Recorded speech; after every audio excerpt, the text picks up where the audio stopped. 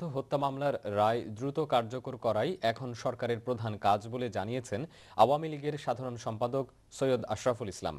অন্যদিকে সৈয়দা সাজেদা চৌধুরী বলেছেন, এ রায় যুদ্ধাপরাধীদের বিচারের ব্যাপারে দেশবাসীকে আশান্বিত করেছে।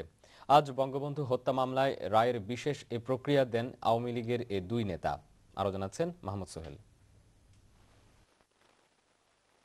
বঙ্গবন্ধু হত্যা মামলা আপিলের রায় ঘোষণার একদিন পর শুক্রবার দুপুরে ৭৫-এর ১৫ই আগস্ট শহীদদের কবর জিয়ারত করতে বনানী কবরস্থানে আসেন সংসদ উপনেতা সৈয়দা সাজেদা চৌধুরী।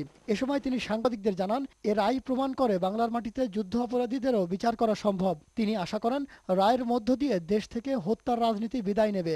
একই সাথে বঙ্গবন্ধু হত্যা মামলার পলাতক আসামিদের দেশে ফিরিয়ে আনার উদ্যোগ নেওয়ার কথাও জানান তিনি।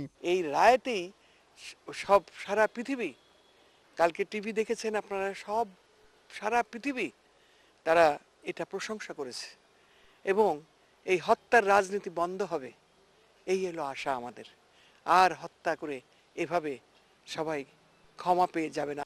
অন্যদিকে ধানমন্ডি ৩২ নম্বর সড়কে বঙ্গবন্ধু প্রতিকৃতিতে শ্রদ্ধা জানাতে এসে আওয়ামী লীগের সাধারণ সম্পাদক সৈয়দ আশরাফুল ইসলাম বলেছেন, এ রায় প্রমাণ করে অপরাধীরা কখনোই পার পায় না। তিনি জানান, রায় অতি দ্রুত বাস্তবায়নের জন্য সরকার সব ধরনের উদ্যোগ নেবে।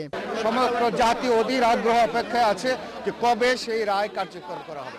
সেটাই জাতির সামনে এখন সবথেকে বড় প্রশ্ন, এবং রায় কার্যকর করার পর আমরা অন্যান্য বিষয়গুলি তখন। বঙ্গবন্ধু হত্যা মামলার রায়ের মধ্য দিয়ে দেশের নতুন রাজনীতির সূচনা হবে বলেও আশা করেছেন আওয়ামী লীগের প্রভাবশালী এ দু নেতা।